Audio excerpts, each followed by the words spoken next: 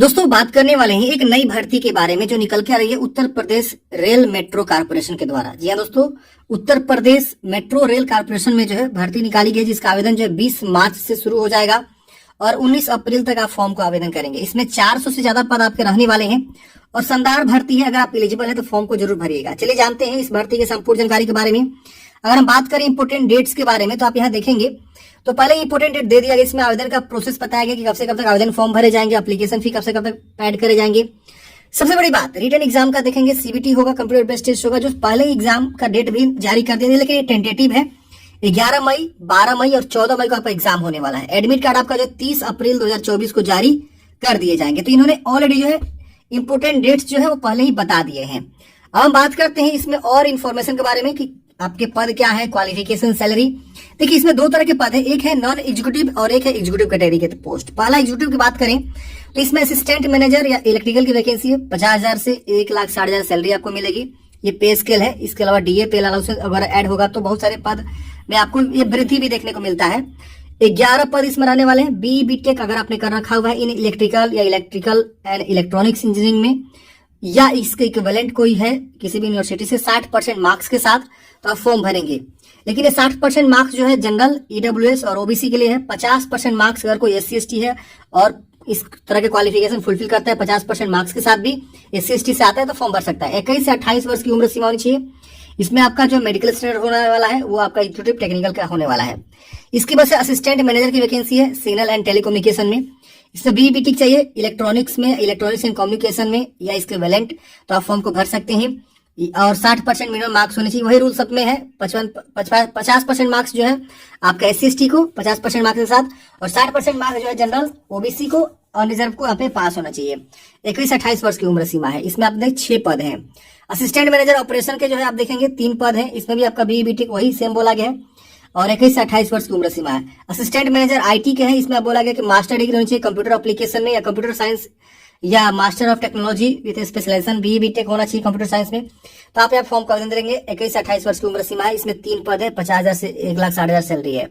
Assistant manager accounts के पद है। इसमें आपको जो CA चाहिए किसी भी इंस्टीट्यूट से, आप चार्टर्ड अकाउंटेंट्स, तो आप फॉर्म भरेंगे। 21 से 28 वर्ष की उम्र से 4 पद हैं। असिस्टेंट मैनेजर या आर्किटेक्ट के जो है 1 पद रहने वाले हैं। इसमें बी आर्किटेक्ट अगर आपने कर रखा है 5 ईयर्स कोर्स वाला तो फॉर्म भरेंगे। 21 से 28 वर्ष की उम्र सीमा।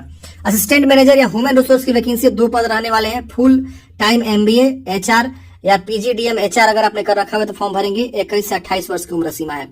असिस्टेंट मैनेजर पब्लिक रिलेशन के देखेंगे 1 पद रहने वाले हैं। इसमें जो है master of mass communication and journalism या मास्टर इन जर्नलिज्म अगर आपने कर रखा हुआ है तो फॉर्म भरेंगे। 21 से 28 वर्ष। असिस्टेंट कंपनी सेक्रेटरी के 1 पद है। इसमें भी आपको member of institute of company secretary of India with minimum 50% marks government recognise, तो आप फॉर्म भरेंगे। 21 से 28 वर्ष की उम्र सीमा है। अब आता है नॉन एग्जीक्यूटिव कैटेगरी के पोस्ट। तो इसमें आप देखेंगे तो इसमें भी आपका जूनियर इंजीनियरिंग इलेक्ट्रिकल की वैकेंसी है। इसमें सैलरी आपको देखेंगे 33,000 से लेकर 67,300 आपकी सैलरी होगी। इसमें 88 पद है। आपने डिप्लोमा कर रखा हुआ इलेक्ट्रिकल एंड इलेक्ट्रॉनिक्स इंजीनियरिंग में, इसके इक्विवेलेंट तो फॉर्म भरेंगे और 60% मार्क्स के साथ आपको पास होनी चाहिए। जनरल को, ईडब्ल्यूएस को, ओबीसी को। 50% मार्क्स SC/ST अगर कोई पास है डिप्लोमा इन इलेक्ट्रिकल तो फॉर्म भरेगा। 21 से 28 वर्ष की उम्र सीमा है। ये जो रूल है ना फ्रेंड्स 60% और 50% ये सभी वैकेंसी में रूल लागू है। Junior engineering signal and telecommunication में 44 पद है। इसमें भी 21 से 28 वर्ष की उम्र सीमा है। इसमें 155 पद है। स्टेशन कंट्रोलर के कम ट्रेनर ऑपरेटर के देखेंगे 21 से 28 वर्ष की उम्र सीमा। इसमें आपको 3 ईयर का डिप्लोमा चाहिए इलेक्ट्रिकल या इलेक्ट्रॉनिक्स या इलेक्ट्रॉनिक्स टेलीकम्युनिकेशन में, तो फॉर्म भरेंगे। अकाउंट असिस्टेंट के इसमें भी आपके 8 पद है। इसमें बीकॉम चाहिए 3 इयर्स कोर्स वाला, तो फॉर्म भरेंगे। 21 से 28 वर्ष की उम्र सीमा चाहिए। ऑफिस असिस्टेंट के देखेंगे तो 4 पद है। सैलरी इसमें आपको थोड़ा सा कम हो जाती है। 3 या 4 year graduation in any discipline, किसी भी विषय से अगर अपना डिसिप्लिन में आपने जो है किसी भी मतलब स्ट्रीम से आपने जो है ग्रेजुएशन कर रखा है जो 3 साल वाला हो या 4 साल वाला हो तो आप फॉर्म भर सकते हैं। 21 से 28 वर्ष। पब्लिक रिलेशन असिस्टेंट के 4 पद है। 25,000 से लेकर 51,000 सैलरी है। Bachelor degree in mass communication, तो आप फॉर्म भरेंगे। 21 से 28 वर्ष की उम्र सीमा है। मेंटेनर या इलेक्ट्रिकल की वैकेंसी 78 पद है। इसमें ITI अगर आपने NCVT SCVT से पास कर रखा है इलेक्ट्रीशियन ट्रेड में 60% मार्क्स के साथ, तो आप फॉर्म भर सकते हैं। और ये 60% किसके लिए चाहिए? अनरिजर्व, ईडब्ल्यूएस और ओबीसी को, और 50% SC/ST को चाहिए। 21 से 28 वर्ष उम्र सीमा है। मेंटेनर या सिग्नल एंड टेलीकम्युनिकेशन में देखेंगे तो आपका जो है 26 पद है। इसमें सैलरी आपको 19,500 से लेकर 29,900 है। ITI आपको कर रखा हुआ है NCVT SCVT से। इलेक्ट्रॉनिक्स मैकेनिक में तो आप फॉर्म भरेंगे 21 से 28 वर्ष की उम्र सीमा है। तो ये आपके जो है वैकेंसीज है, आप यहाँ देख सकते हैं अलग अलग यहाँ पे वैकेंसी का जो है पोस्ट कोड वगैरह भी दिया हुआ है, आप यहाँ देख सकते हैं पोस्ट कोड है। और इसी तरह से आपके आगे चल के जो सिलेक्शन प्रोसेस भी आपको देखने को मिलेगा। यहाँ देखिए लिखा हुआ क्वालिफिकेशन में कि जनरल EWS OBC को 50 एंड 50% मतलब 60% मार्क्स के साथ अगर आपने जनरल EWS OBC है तो आप पास है तो फॉर्म भरेंगे, और 50% मार्क्स उनके लिए है जो SC ST से है। तो यहाँ पे आप देखेंगे आपको जानकारी दिया गया है। इसके अलावा आपको बोला गया कि no minimum percentage for marks is required for the post of assistant manager accountant, यानी जो अकाउंटेंट वाला पद है उसमें आपको कोई जो है परसेंटेज की रिक्वायरमेंट नहीं है, बस आप पास होने चाहिए सिर्फ इस वाले पद के लिए। बाकी सब पद के लिए आप देखेंगे तो 60% जनरल EWS OBC को और SC ST को आपका जो है 50%। जॉब प्रोफाइल के बारे में बताया गया है कि आपको काम क्या करना है, तो अलग अलग मतलब पोस्ट वाइज जॉब प्रोफाइल आपको यहाँ पे बताया गया। सिलेक्शन प्रोसेस की बात करें आपको 2 स्टेज में एग्जाम होगा।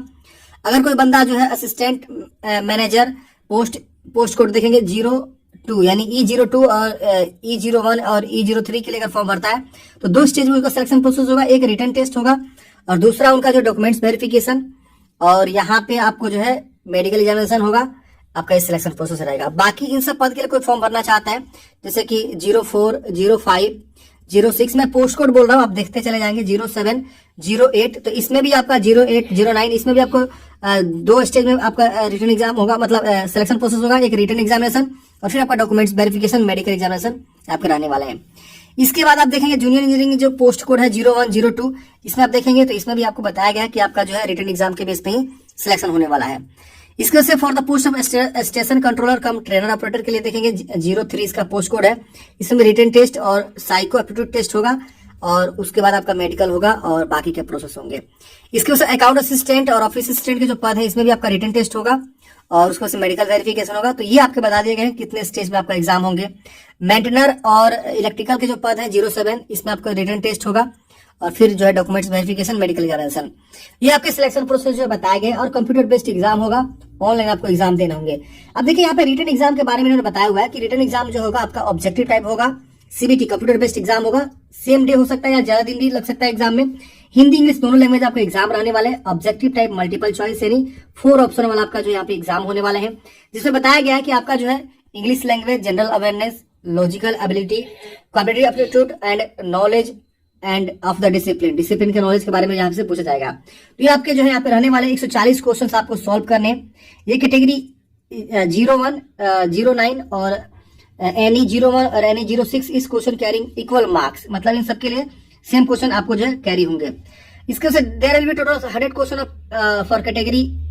यहाँ पे पोस्ट कोड देखिए 08 और 07 के लिए आपका रहने वाला है। There will be negative marking भी रहेगा 1/3 का, और यहाँ पे 2 आवर्स का आपको जो है यहाँ पे पेपर होने वाले हैं। कंप्यूटर बेस्ड आपका जो है यहाँ पे एग्जाम होगा।